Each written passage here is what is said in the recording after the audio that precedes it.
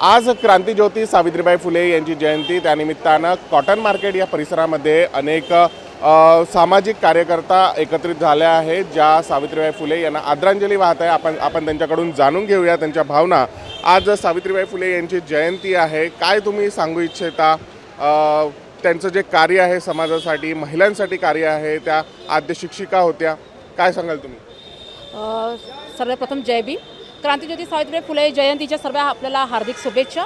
मी सावित्री प्रबोधिनी मंचकडनं मुख्य संयोजिका पूजा भस्मे बोलते आहे। दादाने आता विचारलं की आजच्या दिवशी तुम्ही काय मेसेज द्याल। मला हेच म्हणायचं आहे की सावित्रीबाई फुलेंनी जे आपल्यासाठी जे केलं आहे, आपल्या स्त्रियांसाठी केलेलं आहे, तर ते तुम्ही विसरायला नको। नुसतं शिक्षित होऊन मोठ्या मोठ्या पदावर जाणं तेवढंच मर्यादित नाही आहे, तर समाजासाठी त्यांनी काय केलं आहे आणि तुम्ही काय करू शकता। आज मोठमोठ्या पदावर झालेले आहे, डॉक्टर झालेले, इंजिनियर झालेले आहे, पण त्यांच्यासाठी आज जयंतीला सुद्धा वेळ नाही आहे। सावित्रीबाई फुलेंना मालार्पण करायला सुद्धा वेळ नाही, अशी म्हणजे अवस्था आहे। म्हणजे खूप वाईट वाटतं। मला हे म्हणायचं आहे की सावित्रीबाई फुलेंचे जे विचार होते ते फक्त पुस्तकापुरतीच मर्यादित आहे का, ते फक्त त्या वर्गापुरतीच मर्यादित आहे का, की ते प्रत्येकाने आत्मसात केले पाहिजेत। म्हणजे खूप म्हणजे आत्ताची जी स्थिती आहे खूप विचलित झालेली आहे। मला तर वाटतं काही दिवसानंतर सावित्रीबाई फुले यांचा सब्जेक्ट पण पुस्तकातून वगळले जाईल, कारण सावित्रीबाई फुले काय कोण आहे हे तर काही लोकांना माहितीसुद्धा नाही आहे। आज त्यांची जयंती आहे हे माहितीसुद्धा नाही आहे। मला हे म्हणायचं आहे स्त्रीवर्गांमध्ये अवेअरनेस असायला पाहिजे, सावित्रीबाई फुलेंचे कार्य लोकांना पोहोचले पाहिजे, या ठिकाणी काही केलं पाहिजे। स्त्रियांसाठी काय करता येईल, जसं सावित्री प्रबोधिनी मंचच्या वतीने आज आमच्या प्रबोधिनी मंच, सावित्री प्रबोधिनी मंच आमच्या मंचचं नाव आहे, तर ठेवण्यामागे हेच उद्देश होतं की सावित्रीबाई फुलेंचे विचार लोकांपर्यंत गेले पाहिजे, त्यांनी जे कार्य केले ते लोकांपर्यंत गेले पाहिजे। महिलांचं सक्षमीकरण आम्ही आमच्या मंचच्या वतीने करतो आहे। आज सावित्रीबाई फुले शिक्षणाची जननी, तिच्या आजच्या जयंतीला आम्ही दरवर्षी कॉर्पोरेशनच्या शाळेमध्ये, जिल्हा परिषद शाळेमध्ये जाऊन बुक आणि पेन वितरण करतो। हा उपक्रम आम्ही गेल्या 10 वर्षापासून राबवत आहे आणि नेहमी राबवत राहीन। पण आणि असंच करण्याचा आम्ही नेहमी प्रयत्न करतो आणि वेगवेगळे उपक्रमसुद्धा आम्ही राबवतो। पण मला हे परत म्हणायचं आहे, जे काही मोठे नेते आहे किंवा जो कोणीही आहे, त्यांनी इथची जी अवस्था तुम्ही बघाल ती खूप दुर्मिळ आहे। आज जयंती आहे त्यांचीवाली, पण इथे पाहायला तुम्ही काळवटलेलं आहे इथच्या भिंती, तिथे व्यवस्थित पेंटिंगसुद्धा नाही आहे, तिथल्या पायऱ्यासुद्धा नाही आहे। तिथल्या पायऱ्या जेव्हा लेडीज चढते तर त्यावेळेला तिला उतरायला आणि चढताना सुद्धा भीती वाटते, अशी अवस्था इथे आहे।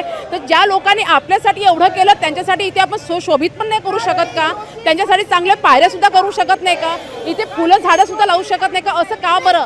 इथे नाव ऐकलं की कॉटन मार्केट म्हटलं की फुले मार्केट म्हटलं की झालं, संपून जातं।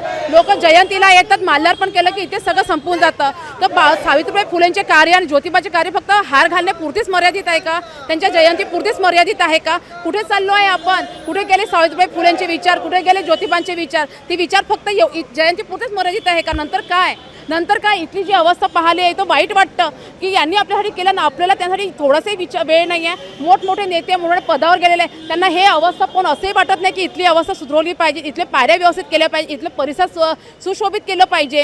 हे का होत का? महिलांना जे आहे समानतेच्या याच्यामध्ये गणलं जाते, महिलांना समान अधिकार, पुरुषांबरोबर त्यांचे अधिकारसुद्धा मानले जाते। आता समाजाची स्थिती काय आहे? तुम्हाला वाटते का की महिलांना बरोबरीचं स्थान मिळत आहे पुरुषांना? नक्कीच आपण पाहिलं बघा, मी तुम्हाला एक उदाहरण देते। तुम्ही कधी चर्चमध्ये स्त्रीला पाहिलं का पाद्रीच्या रूपामध्ये? तुम्ही कधी मस्जिदमध्ये पाहिलं का मौलानाच्या जागेवर एखादी स्त्री आहे? तुम्ही कधी मंदिरात पाहिलं का की त्या पंडितच्या जागेवर एक पंडिताईन आहे? मग तिथे स्त्रियांना का नाही? आज प्रत्येक क्षेत्रामध्ये स्त्री पुढे गेलेली आहे, ती अंतराळावर गेलेली आहे, कल्पना चावला चंद्रावर जाऊन पोहोचलेली आहे, ती मुख्यमंत्री, प्रधानमंत्री झाली, राष्ट्रपती झाली आहे। मग ती इथे धार्मिकतेमध्ये इथे का बरं अलग होऊन जाते? का बरं तिला एक पंडिताई नाही बनवत मंदिरामध्ये? का तिला चर्चमध्ये पादरी नाही बनवत? अशा ठिकाणी का? पण एक संविधान होतं की संविधानाने आम्हाला अधिकार दिला आणि आम्ही प्रत्येक क्षेत्रात पुढे गेलेलो आहे, त्यांनी जातीवाद नाही दिला। म्हणजे संविधान असं एक पॉवरफुल एक क्षेत्र आहे हे आहे आमच्याजवळ की ज्याच्यामुळे जातीयता आणि आमचे राईट्स ते आम्हाला कळलेले आहे। ताई, तुम्ही सुद्धा एका प्रतिज्ञा सांगितली, ही प्रतिज्ञा काय आहे? संविधानात ती लिहिली आहे असं तुम्ही म्हटलं, काय नेमकं आहे? बाबासाहेब आंबेडकरांनी संविधानामध्ये सांगितलेलं आहे, कारण जातीभेद हे व्हायला नको आहे। कोणाला जर विचारलं तुम्ही कोणत्या जातीचे आहात, कोणी मराठा, माली, ख्रिश्चन, असं कोणी काही कोणत्या जाती वगैरे सांगतात, तर काय होते हे सर्व वादग्रस्त स्थिती होत असते. तर म्हणून बाबासाहेब आंबेडकरांनी हे सांगितलं आहे की जातीवाद व्हायला नको, म्हणून सर्वांनी भारतीय शब्द आपल्या नावासोबत जोडलं पाहिजे. त्याच्याने काय होईल, जात ही समोर नाही येणार असं सांगितलेलं आहे. आज या माध्यमातून हा संदेश दिला जात आहे की जात हा शब्द वगळून त्या ठिकाणी भारतीय हा शब्द वापरायला पाहिजे, असंच आपल्या संविधानामध्ये सुद्धा बाबासाहेबांनी संदेश देण्याचा प्रयत्न केला आहे असं यांचं म्हणणं आहे. त्यासोबतच ज्या सामाजिक कार्यकर्ते आहेत त्यांचं म्हणणं आहे की आज आपण जरी जयंती साजरी करत असलं तरी फुले मार्केट जी फुलेंच्या नावाने ओळखली जाते तिथे प्रशासनाचं कुठेतरी दुर्लक्ष होत आहे आणि त्याचं पडसाद जे आहे आपण मागच्या बाजूनी जे फुले मार्केट आहे तिथे पाहायला मिळत आहे. तेव्हा यांनी मागणी केली आहे की नुसतं विचार ठेवून आवश्यकता नुसतं विचारांचा विचार करून जमणार नाही, तर खरं त्यांच्या नावाप्रमाणे ही फुले मार्केटसुद्धा सजवली गेली पाहिजे.